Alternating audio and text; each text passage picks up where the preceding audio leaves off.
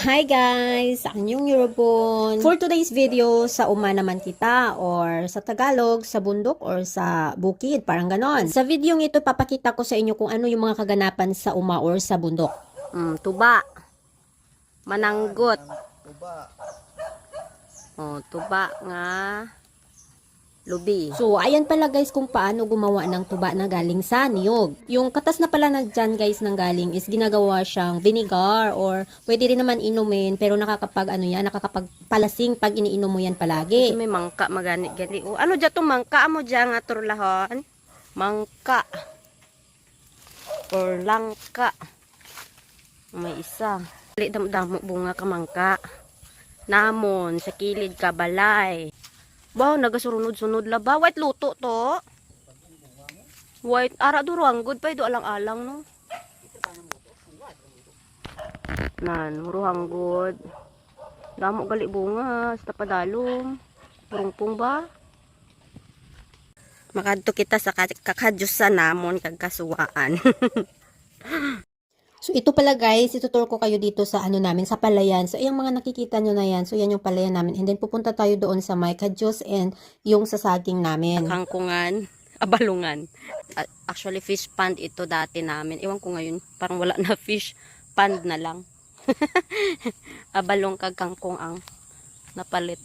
Ang aming taramnan. Ang aming palayan. Ito, dito sa taas. Hanggang ito. Doon pa sa kabila. Ito ang kakadyusan. Kagkasuhaan. Suha or kalamansi. Kalamansi. Kadyos. Ewan ko kung alam niyo yung kadyos. Yan, kadyos sa amin tawag yan. Yung aming saba na sagingan. May bunga. Ito yung bunga niya.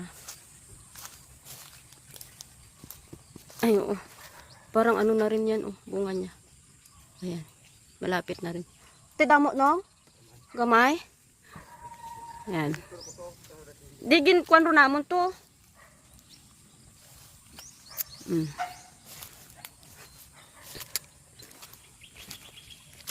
Kadyos, KBL ang katapat.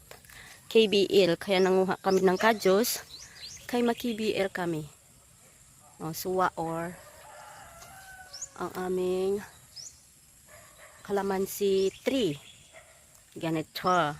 So, ngayon naman, papakita ko sa inyo ang egg farm. Dito naman tayo sa manukan ng aking kuya kung saan napakarami itong manok at itlog. At ganito ang pinagkaabalahan ng aking pamilya sa probinsya namin. Bukod sa pag-aalaga ng manok, marami din silang inaalagaan ng mga native na chicken and of course yung aming farm. Itlog, maliit pa lang. Mamayang hapon na naman ang panguha ng itlog. Ayan, kunti pa lang yung nangitlog. Hapon daw nila kinukuha yung itlog kasi marami-rami na silang itlog. Ngayon pa lang daw, kukunti pa lang yung nangingitlog. Hanyong, hello. Ang lalaki nila Makain sila Ayan. Dito naman sa baba yung bibi. Ano ba tawag dito, bibi? Yan.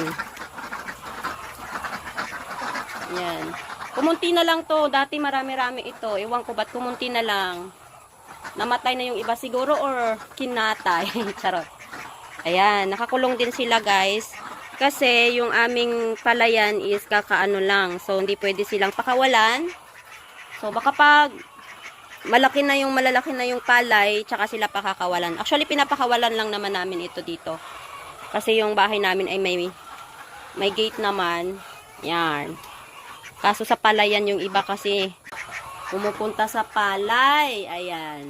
At ayun na nga guys, sa mga oras na ito, pa Christmas na, parang December 24 na ata ito and 25, something ganon. At ayun nga, in-invite kami sa birthday party and ayan, nakipag-enjoy si Corinay. And syempre, hindi lang si Yuna ang nag-i-enjoy, pati of course si mother, si Oma. Alam niyo naman guys, syempre kapag may birthday, hindi talaga mawawala ang karaoke. Anyway guys, ganon lang talaga kami kapag may party para everybody is happy. So sinusulit namin ang mga time na magsaya kasama ang pamilya. Ika nga sabi sa kasabihan, live life to the fullest. Kasi hindi natin alam yung buhay kung hanggang kailan tayo sa mundo. So ayan guys, nag-i-enjoy kami talaga dyan. Kasama ko yung ate ko dyan na napaka-supportive na ngayon ko lang talaga nakita na ganyan siya. O diba, dapat everyday happy.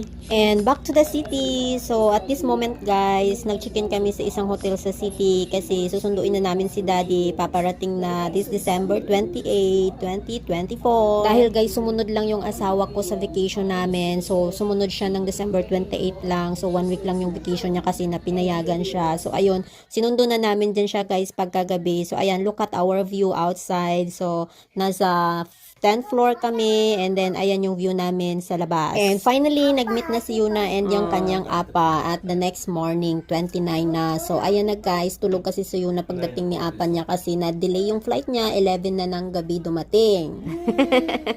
Good morning. Good morning, apa. Good morning. Play. Aksu? Aksu. Aksu. Oh, Aksu. How about 약속. Yakso? 약속. Promise to apa? So, ayun na nga guys, pagka umaga, gising niya ito, laro na sila ng apa niya, tapos bumaba sila sa lobby kasi nag-aantay kami dyan ng aming breakfast. Talagang ang saya ni Yuna, nakita niya ulit yung apa niya kasi sa tagal pa naman, isang buwan mahigit na rin niyang hindi nakita yung apa niya. So, ayan, pagkakita niya, tuwang-tuwa talaga sila. And of course, after ng breakfast, nagbihis ng saglit, tapos pumunta na ng mall. So, sa kalapit lang ng aming hotel, nandyan na yung SM City. So, ayan guys, pumunta na silang mag-ama dyan. And then, maagang may naabutan kami nagsisit up dyan na parang kakanta ata siya guys. So ayan, isa pala siya guys na guitarist vocalist. So baby pa siya, I mean parang bata pa siya, parang nasa 10 years old pa lang siya guys. So napakagaling na niyang mag-play ng guitar, parang nagsusolo concert na siya sa mga birthdays. Ayan guys, songwriter pa siya, napakagaling naman na bata ito. Good morning to all. I'm Celine. I'll be sharing some songs for this morning while you enjoy your shopping app. SM City, God bless everyone. Happy Sunday.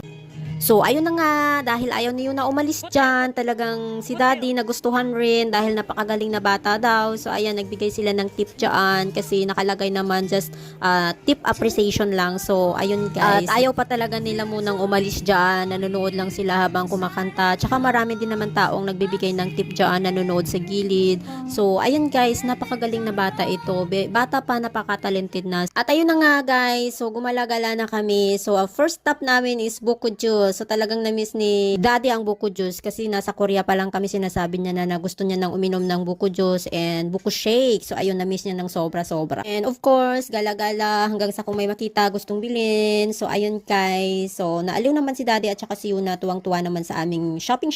And syempre lahat ng na-miss na kainin, kinain na namin dyan guys. So nag-lunch kami dyan ng mga gusto namin kainin, yung mga na-miss namin sa Korea na gustong-gusto namin kainin. So ayan guys yung aming araw ng pag-shopping. And syempre hindi din si Yuna magpapahuli dyan kaya lahat binigay na sa kanya. At dahil nasa SM na lang din kami, so bumili na kami dyan ng mga pampasalubong namin na dadalhin sa Korea, sa family and sa relatives and sa friends, sa co-workers ni daddy. So ayun na lamang for today's guys. Bye-bye!